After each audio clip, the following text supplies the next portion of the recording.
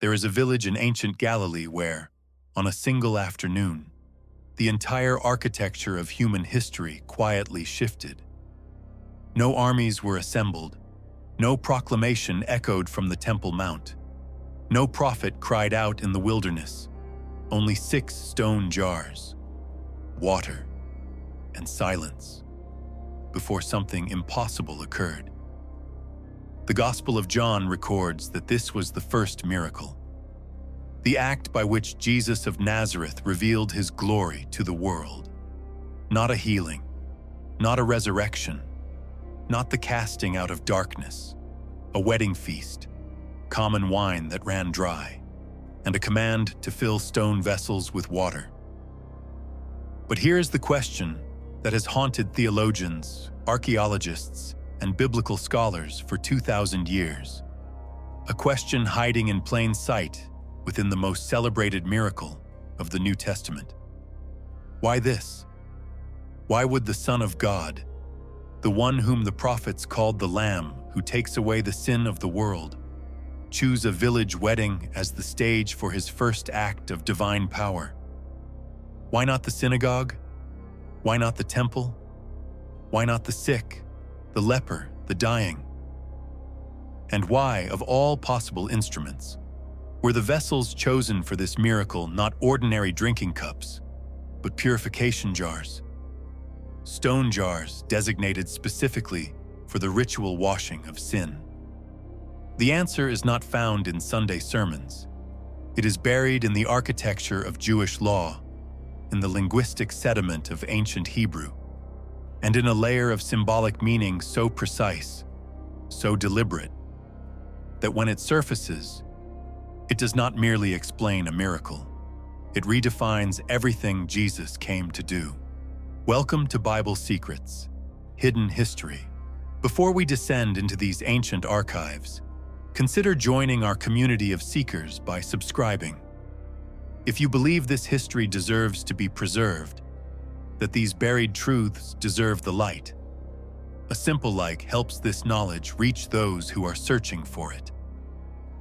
Now, let us begin. Chapter 1. The village at the edge of everything Cana of Galilee. Even the name carried weight in the 1st century, though not the weight of honor. Galilee was a region regarded by Jerusalem's religious establishment with barely concealed contempt. It was a borderland, a crossroads of cultures, a place where Jewish identity pressed constantly against Phoenician, Syrian, and Greek influence. The Pharisees of Jerusalem had a saying, preserved in the Talmud, that no prophet could arise from Galilee. It was a land of mixed people and mixed loyalties. And Cana, a small village of perhaps a few hundred souls, sat at the very margins of even this margin. Flavius Josephus, the 1st century Jewish historian who documented this region in meticulous detail in his Jewish Wars, stationed troops near Cana during the revolt against Rome. He describes Galilee as densely settled, its people brave and fierce. But Cana itself receives no special distinction. It was ordinary, forgotten. A place where dusty roads crossed and farmers gathered to celebrate life's passages. This is where Jesus arrived. The Hebrew root of Cana, kane, means reed, the hollow reed, the instrument through which breath passes to create sound. Ancient Jewish midrashic texts use the reed as a symbol of the human vessel, empty, waiting, made meaningful only when the divine breath moves through it. The village itself was named for emptiness, awaiting purpose. That is not coincidence. That is architecture. John's Gospel tells us that the mother of Jesus was there. Mary arrived before Jesus did. She was already embedded in this wedding. This was likely a community she knew, a family within her network of relationships. And when the wine failed, she came to her son. "They have no wine," she said. 4 words in Greek, unonuk ekusin. But in the cultural world of 1st century Jewish Galilee, Those 4 words were not a mild inconvenience. They were a social catastrophe. Chapter 2. The weight of empty cups. To understand why wine running out was devastating, the seeker must enter the world of Jewish wedding law. In the Second Temple period, a Jewish wedding was not a single evening event.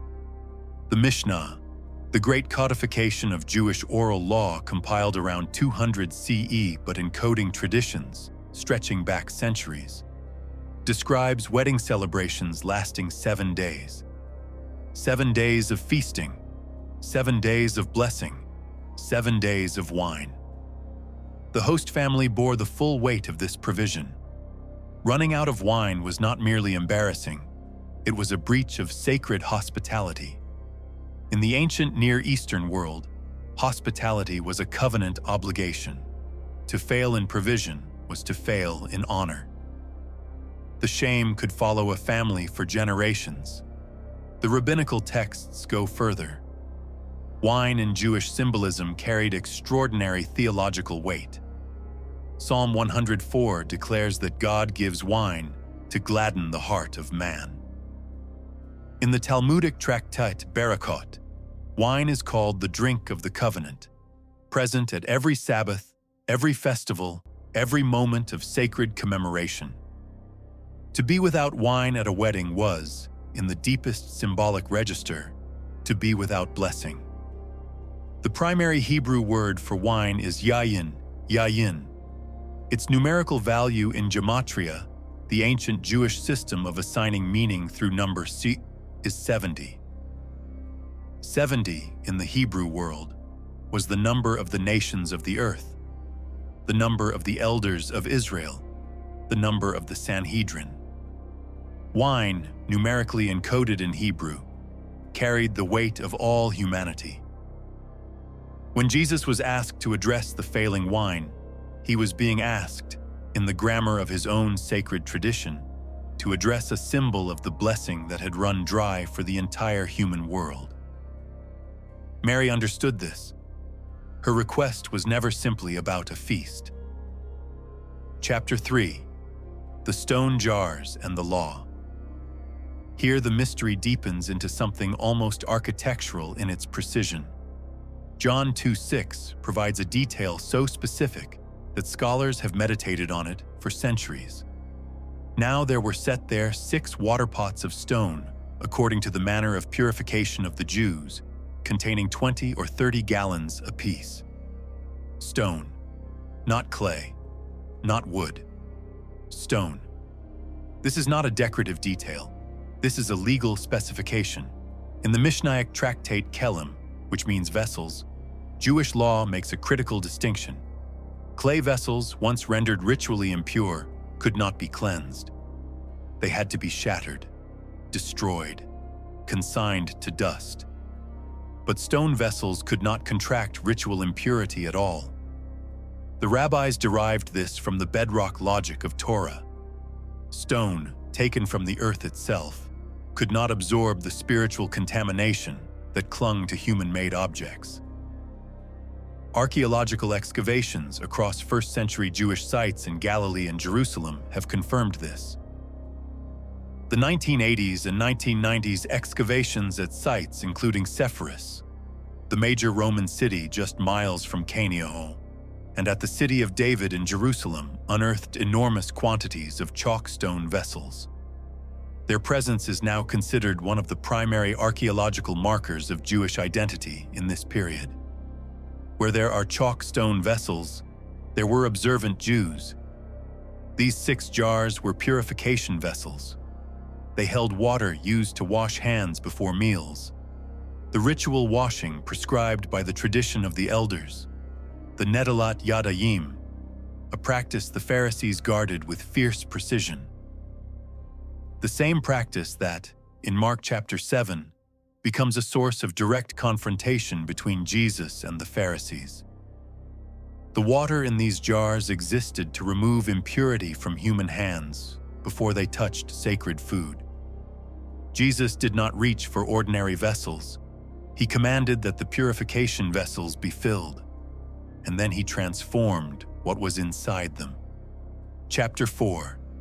The arithmetic of 6 jars. Not 5, not 7. In Hebrew numerology, 7 is the number of completion, of the Sabbath, of divine rest, of the covenant perfected. 6 is the number of human labor. The 6 days of creation before God rested. The 6 days of human striving before the holy rest descends. The 6 stone jars are, in this numerological framework, the vessels of human religious effort. The purification system humanity constructed in its attempt to approach God, to wash away contamination through ritual, through law, through the accumulated weight of tradition. John 2:9-10 records one of the most theologically loaded sentences in the entire Gospel.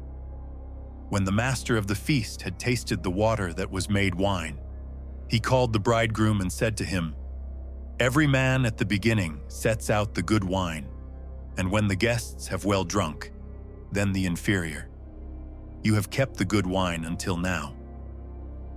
The Greek word for good here is not merely kalos, beautiful or fine. The steward uses it in the sense of that which is fitting to its purpose. What has been reserved? What was meant to come at this precise moment? In the Roman world, deteriorating the quality of wine as a feast progressed was standard practice. The best was served first, when the palate was sharpest. The ordinary came later. But here, the pattern is inverted. The best comes not at the beginning of the covenant story, but at its fullness. After the long centuries of purification law, after the water of ritual washing has done its work, after humanity has exhausted its own capacity for self-cleansing, then, and only then, something new is poured. The early church father Irenaeus of Lyon, writing in the 2nd century in his Against Heresies, saw this sign at Cana as a compressed theology of the entire biblical arc. The law of Moses as water, necessary, purifying, real, but always destined to become something else. Something that gladdens, something that covenants, something that does not merely cleanse the outside of the vessel, but transforms what is contained within it. Chapter 5. The hour that had not yet come. There is one more layer, one that most readings of this passage leave unexamined. When Mary approaches Jesus with the news of the failing wine, his response has troubled readers for 2 millennia. "Woman, what does your concern have to do with me? My hour has not yet come." Woman, not mother. The Greek is gyne, a formal, respectful address, but one that carries a deliberate distance. Jesus speaks to Mary not as a son to a mother, but as a figure speaking across a threshold. And he speaks of his hour. The Greek word hora, appears 12 times in John's Gospel. Each occurrence points toward a single convergence point: the crucifixion, the arrest in Gethsemane, the trial, the cross. In John 12:23, Jesus says, "The hour has come for the Son of Man to be glorified." In John 13:1, before the Passover feast, when Jesus knew that his hour had come to depart from this world. The hour is always the cross. When Jesus says at Cana that his hour has not yet come, and then proceeds to perform the miracle anyway, he is making a statement of extraordinary theological weight. He is saying, "I am acting before the appointed moment, before the blood, before the final transformation." This is the first sign, the sign that points toward all the others. And then, despite the declaration, he acts. He fills the purification jars. He speaks. The water becomes wine. The miracle at Cana is not separate from the cross. It is its prelude, its shadow cast backward through time. The purification vessels filled not to cleanse hands, but to announce that the deepest purification, the one accomplished not by water but by blood and sacrifice, is coming. We began with a question. Why, of all the demonstrations of divine power available to the Son of God, did Jesus choose a village wedding? Why 6 stone purification jars? Why water? Why wine? Now the answer stands fully assembled. Cana was chosen because it was ordinary, because the miracle of transformation is not reserved for temples and high places. It descends into the dust and the feasting and the quiet failure of human provision. The 6 stone purification vessels were chosen because they represented the entire architecture of the law, the human system of approaching God through ritual, through washing, through the accumulated weight of religious effort. Jesus did not abolish those vessels. He filled them. He honored what they were, and then he exceeded them entirely. The water became wine not to replace the purification tradition, but to complete it, to reveal what the law was always pointing toward. That a day would come when the striving for ritual cleanliness would give way to something poured from a deeper source. A new covenant, sealed not with water in stone jars, but with the cup lifted at another meal, in another borrowed room, on the night of his arrest. This cup is the new covenant in my blood. The steward was right. The best wine was kept until now.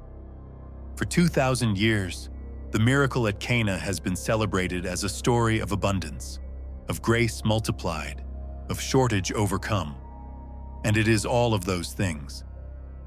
But beneath that celebration lies a layer of meaning encoded in Jewish law, in Greek numerology, in the archaeology of chalk stone vessels unearthed from 1st century Galilee. A layer that reveals the wedding at Cana not as a simple act of social generosity, but as the opening declaration of an entirely new covenant between heaven and earth. The purification vessels were filled. The wine was poured. The hour, though not yet come, was already casting its shadow. And in that shadow, if the seeker looks carefully enough, the shape of everything that followed is already visible. If this hidden history has deepened your understanding, let it be known, subscribe to preserve this journey, and leave a comment below with what moved you most. In our next investigation, we descend into another mystery hidden within the Gospels, one that will permanently alter the way you read the story you thought you already knew. The archives are vast. The secrets are waiting. This is Bible Secrets, Hidden History.